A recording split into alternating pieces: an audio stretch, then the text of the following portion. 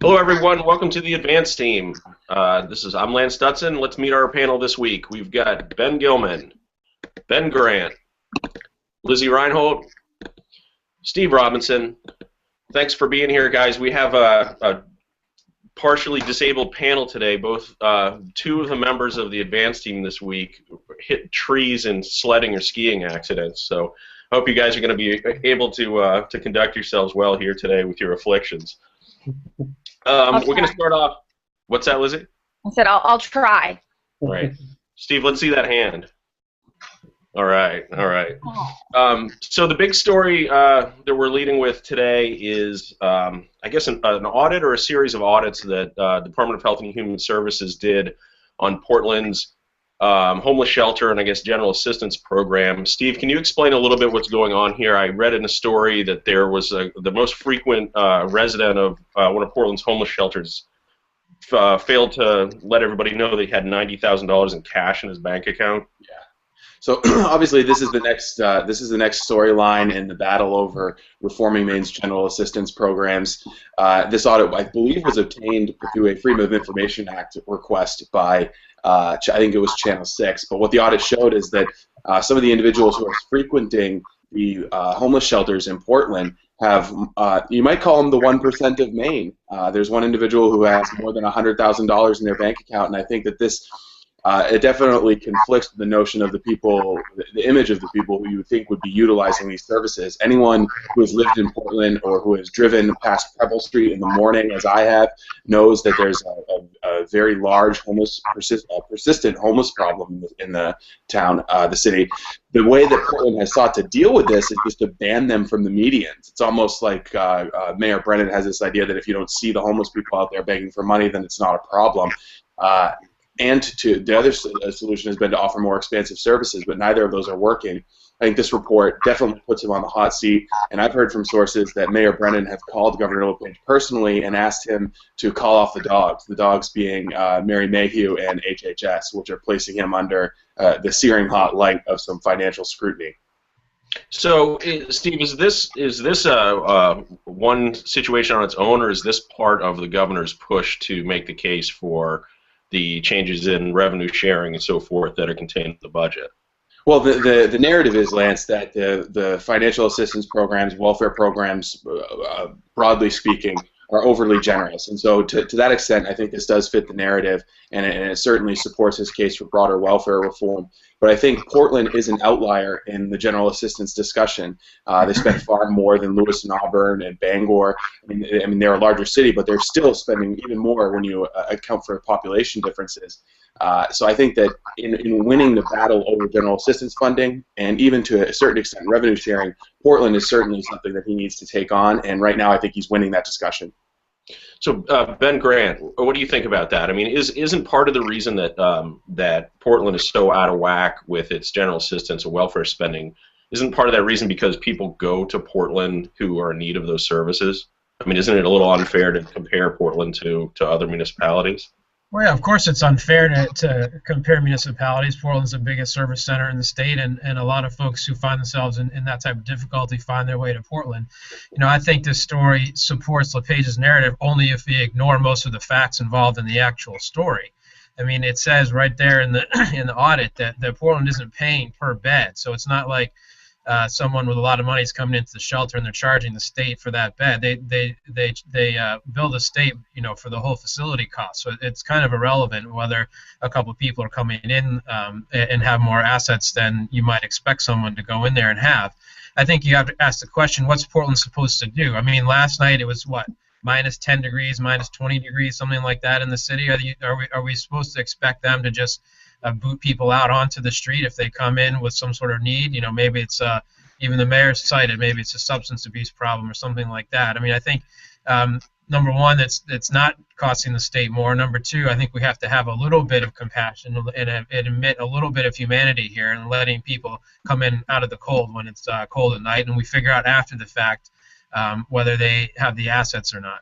I think the mayor's in a tough position because it's clearly part of the LePage program to go after Portland, to go after their general assistance, and it's just the next wave in the welfare battle.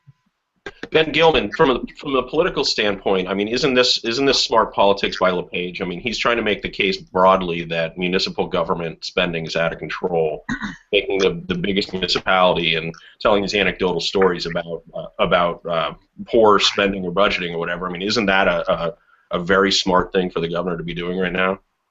Yeah, I mean, it gets to the larger issue, and I think Portland's GA spending is out of whack. I mean, you say, yeah, Portland is a service center, but we do have other service centers in Maine. You look at Lewiston, you look at Bangor, and they're not dealing with the same issue. But the specific issue of the homeless issue that we're talking about right now, I don't know if anyone's been to a homeless shelter in Portland. I have. I visited there and seen people in there,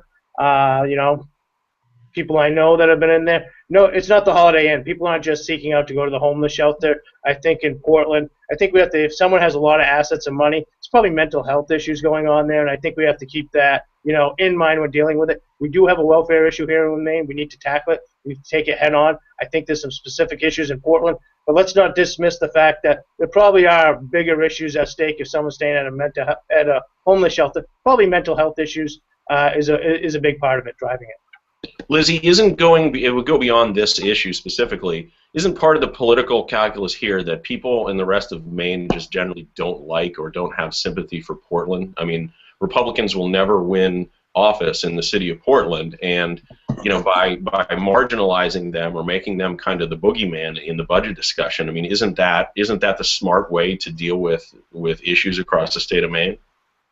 Yeah, I mean, I think the governor's really smart politically. I don't think we can ever doubt him and how tactful he is and how tactful his entire staff is. I mean, we've seen it for the past 4 years. That doesn't necessarily mean he's the greatest governor. Being great politically doesn't necessarily mean you're actually making the right decisions for the state. And, I think that definitely making Portland the boogeyman has some merit across the state. That being said, at the same time, Portland's also the economic engine of this state right now. Recent studies showed something like 4 out of 10 jobs or 4 out of 5 jobs, I can't remember exactly, I hit my head this weekend, are made in the Portland area. So we have to remember that Portland may be the boogeyman. They're also the economic engine. They're also the place with jobs and place with an economy that's actually moving forward. So to me, I think it's true, and I think folks are agreeing across the aisle that we need to do something to reform our welfare programs, but we also need to look at the facts.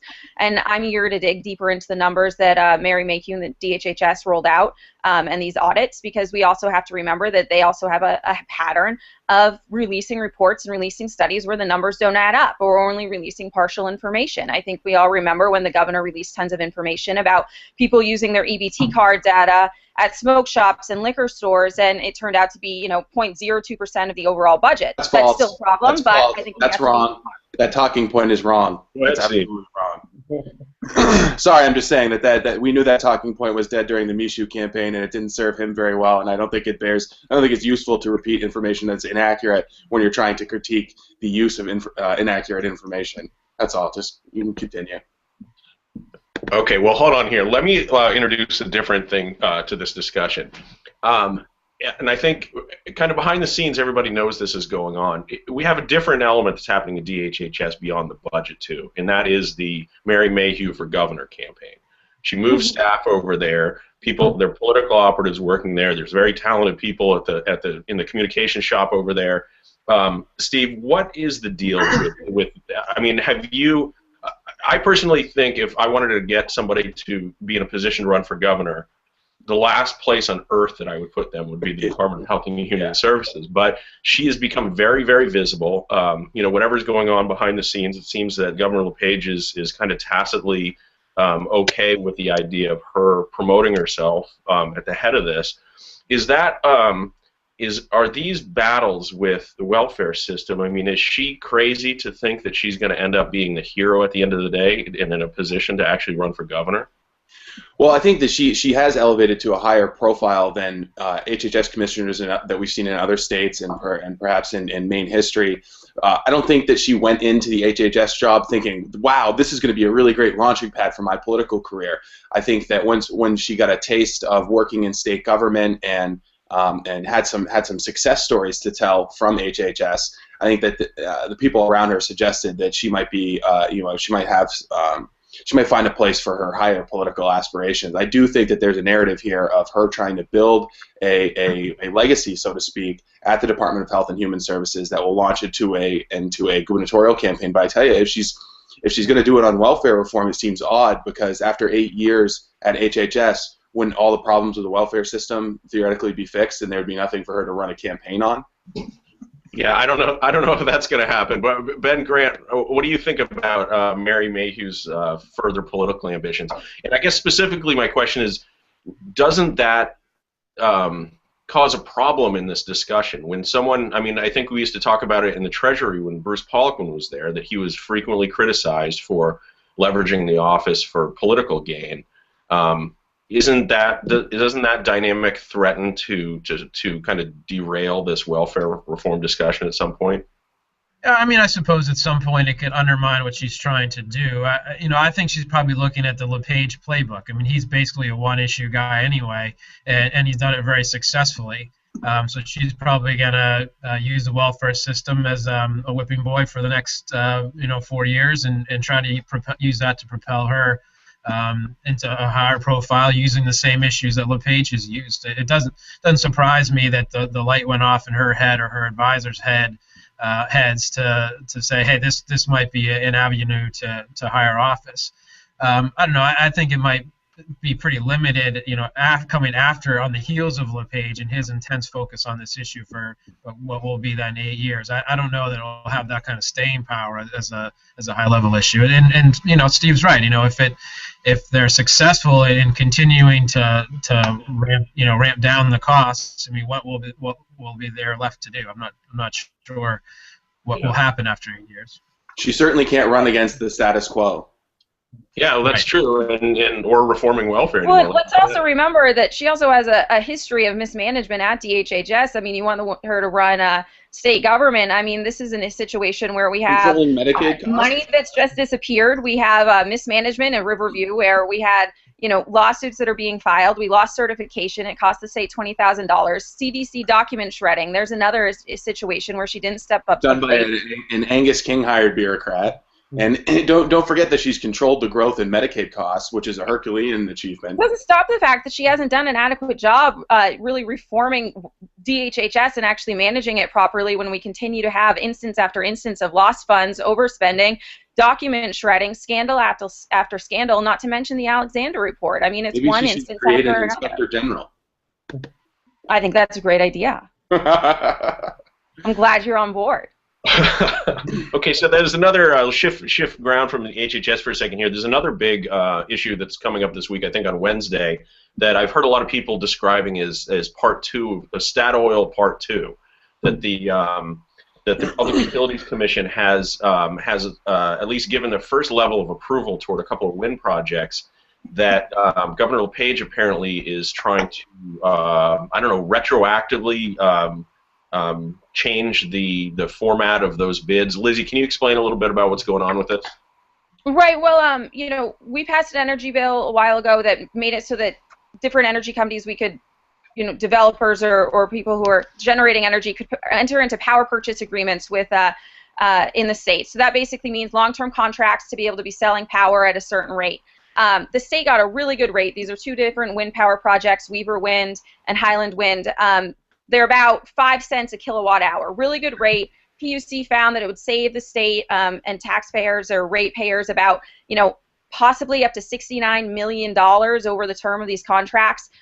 Everything was negotiated. Everything was moving forward. The companies had met all the terms of the PUC. They had been given initial approval just about last month, and now, Governor LePage had sent a letter to the PUC saying, I think these should be reopened. I think we need to be reconsidering this and ask the PUC to do that. They had still got initial approval after Governor LePage sent the letter, but now he has his new PUC with a newly appointed person from his camp who's in there, and now they're taking into consideration reopening these contracts after these businesses have come in. They have been working on development. This was a done deal. This was something that was moving forward, and now he's changing the rules of the game partway through once again, as it seems. So, Ben Gilman, in the business community, the Statoil situation seemed to me, a bad for an administration that's trying to peg itself as making Maine business friendly. It didn't seem like that got the job done. As we watch the same type of movement happening, I believe what's happening this week is the exact same point in the process where the Statoil thing broke down. I mean, is there concern in the business community that this administration is making the business or the regulatory environment too unpredictable to make big investments up here? Well, Lance, I think you did. I mean, business consistency and fairness in the regulatory process are a big issue, and I think we need to set the bar very high in terms of a threshold if we're going to reopen or revisit anything. But I just want to highlight a couple points here in regards to this specific issue. I mean, the governor did submit a letter to the PUC. It was back in December. These are for the term sheets, the long-term contract for the term sheets, in which, there were proposals. There were wind power projects renewable for 4.7 cent power and 5.3 cent power, very competitive. His letter was submitted before the term sheets were finalized. This is a PUC action. This is the chairman of the PUC that's reopening this. I haven't seen any communication from the governor's office since that letter. With that being said, I think the level, like I said, the standard has to be set very high, the threshold to reopen or revisit any of these contracts. This was a long process. I think these companies did the due diligence. I think the PUC did their due diligence, and they came to an agreement on the term sheet. They just hadn't signed the contract. So I think in terms of fairness and consistency in a regulatory environment, this is one case where the bar is so high that I don't think they can go back. They're right at the finish line. But with that being said, I think this is a PUC action being driven by the chairman of the PUC, who was a dissenter in that opinion, the one out of the three commissioners who didn't agree with these contracts. So I don't think this is being driven by the governor's office as everything's being reported, but I do think it's one that we need to move forward and send a consistent message to people investing in significant amounts of money in Maine. So what's the issue with the contracts? I mean, is it the long-term nature of them? Is that what the concern is? I mean, the wind discussion in Maine has been going on for a long time, and there's the big problem that I think a lot of people have had with wind power is that it's too expensive. 5 cent a kilowatt hour wind power doesn't seem to be too expensive to me. I mean, it seems like we've come a long way. It seems like a viable project. What is the dissenting opinion about these contracts? Lance, if it was viable, it wouldn't need federal subsidies and state favoritism. So I dispute that it would be viable in a free market scenario. But I am, as you are, surprised by the cheapness of this project. So I'm guessing that there's a hidden cost there that the taxpayer is footing. Yeah, well, maybe. I mean, I suppose if oil and gas and coal were viable, they wouldn't need subsidies at the federal level either. I mean, let's be honest. Every single form of energy is subsidized. But we subsidize green energy at a higher level than we do any fossil fuels, and I agree with you that we don't need to be subsidizing fossil fuels. No, actually, we don't. Why don't you get your facts straight? That being said, just look at the Recovery Act. Look at the Recovery Act. How much money did the Recovery Act give? But that's a federal issue. But that being said, I think Ben was right on when it comes to analyzing the impact on the business community, and I think a lot of businesses have stood up and spoken out. I know that a lot have submitted comment to the PUC, so it'll be interesting to see how they react to that. How do you think they're going to react to it? Do you think that they will let these contracts go forward? It will be interesting in terms of the new commissioner of the PUC just recently appointed, and see which way she votes on this. I think there will be a lot of people watching. I mean, isn't there a dynamic here that's kind of a pattern where the LePage administration is becoming very powerful outside its own purview? For instance, with the PUC, I mean, the governor obviously doesn't have line authority over what happens there, but it looks like he may end up having a lot of influence. We saw with the community college system before, too. I think in the beginning of his administration, in the first term, I think he was very reticent to deal with issues like the Maine Turnpike Authority and the Maine Housing Authority. He was kind of hands-off on those, even though they ended up having a changing of the guard. That wasn't an administration-driven activity, but it seems like he's becoming more aggressive that way now. Is that how you see it? Well, I think, based on his re-election with such a large number, I think he does have a different approach in his second term, but let's not lose sight of the fact that these are his appointments. These are his appointees. He's going to appoint people with similar points of view from his perspective, and I think that's what we're seeing in these appointees. Community college is a little bit different. This is an appointee to the PUC, and we'll see if it works out for him at the end of the day. Ben Grant, I want to shift topics here to the to Obamacare, the Affordable Care Act. A lot of celebration in the media here this last couple of weeks about this 75,000 person enrollment figure for Maine.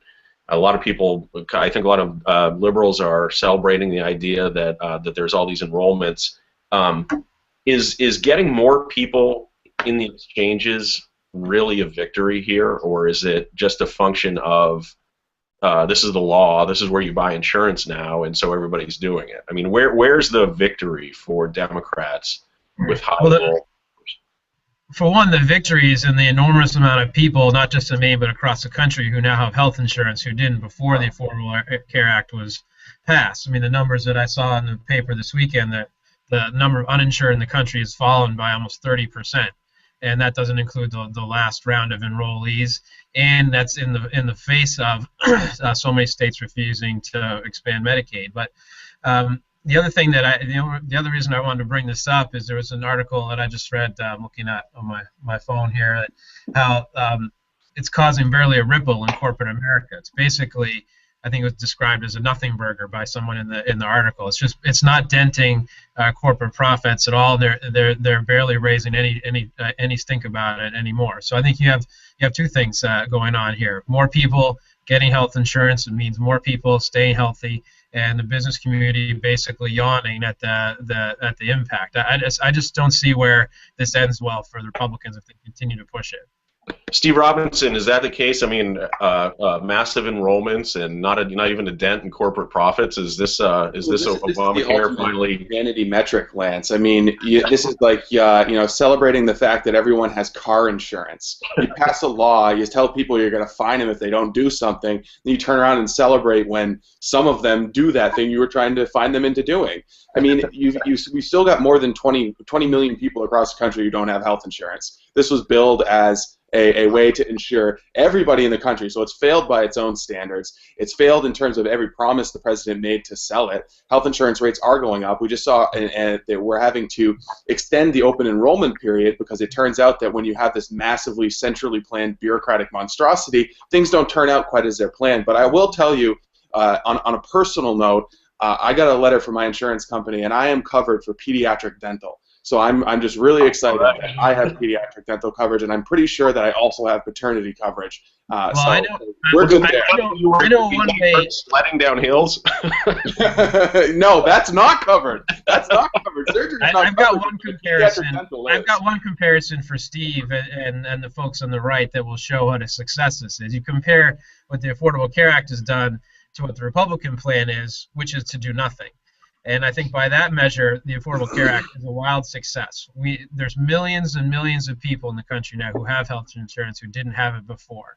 And I think by that measure alone, it's a big success. And you cite car insurance. Well, the fact that everyone has car insurance is a huge thing in this country. It saves so much in costs and litigation and everything else. I mean, I think if you want to use that as an example, you're asking for trouble. I'm not disputing the value of car insurance. What I'm saying is just celebrating the fact that people did something they were coerced by law to do is no celebration. I mean, it just doesn't make any sense to celebrate that people are enrolling in the exchanges when you create the exchanges the only place for them to go to get insurance, set a time limit, and then fine them if they don't do it. It's a surprise people follow the laws. Like, well, yeah, I guess we can. I think if you ask the people who have insurance now who couldn't get it before, and they'd be very happy with it.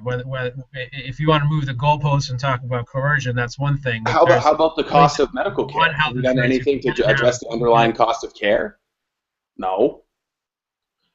Ben Gilman, are you seeing the business community in Maine react to the different insurance landscape here? I mean, I know when the ACA was in its early stages, there was kind of some panic, I think, throughout a lot of businesses in Maine. Have people just kind of come to accept it, or what's the feeling out there? I mean, certainly it is the law of the land, and people have accepted it and they're working with it. I think it is a complex law, and the complexities of it, especially from a small business perspective. In Maine, of most of our businesses, 78% are 20 and fewer employees, which necessarily doesn't mean this applies to them. But the fact is they are dealing with a lot of what is a full-time employee, what defines a full-time employee.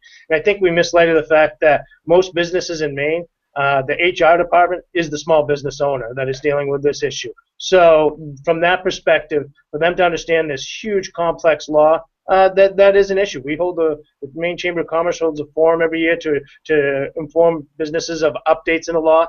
Now, with that being said, we have 75,000 people in the state of Maine that have got their insurance through the exchanges, and I think that reflects when Bruce Poliquin voted the way he did. We can't just change the law without in so-called these people have to go find different insurance. We need to have a solution when we change this complex law. So I think that was reflected in Congressman Poliquin's decision in his vote a few weeks back. But just think of yourself as being the small business owner. You're everything in the business, and now you have to deal with this huge complex law because you're the human resources director in your business. It's a big issue.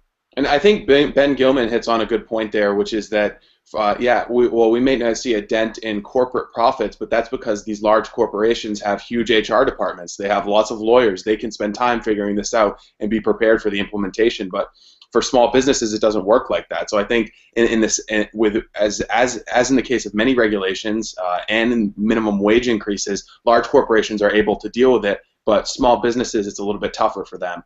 Or, isn't the deal with corporate profits that if their cost of operating goes up, then the cost of their product goes up? So isn't it eventually just the consumer that's paying for it? There may be no dent in corporate profits, but it doesn't mean that it's not costing everybody something. Lizzie, what do you think about these numbers? I think they're great. I think the Affordable Care Act is working. Is it perfect? Absolutely not. I think there are always things that we have to do to make it work better. But at the end of the day, more people have insurance. More people are going to be going to a doctor and getting preventative care rather than going to a hospital when going gets tough. And I think it's going to end up being beneficial for businesses as well because people are going to end up being healthier. They're going to go to their doctors and get looked at. They're going to be going and getting their annual exams. We're hopefully going to be able to, in long term, down the road, really see the impact of what happens when people actually have health insurance, when people can stay healthy, and when they're able to prevent costs down the road. And that's one of the things. Let's be honest. Health insurance is complicated. Making sure people are healthy is a complicated thing. If it was simple and easy, it wouldn't be, we would be doing it and people would be healthy. So, I think that it's a success, and the Republicans can spin it as much as they want, but I don't think they're doing a very good job. So that's my feeling. All right. Well, Lizzie, that's the last word here. We've been a little bit long, so we're going to wrap up with that. Thank you guys for joining us again this week. Again, our advanced team was Ben Gilman, Ben Grant, Lizzy Reinholt, Steve Robinson. I'm Lance Dutson for the advanced team. Thanks a lot for watching. We'll see you next time.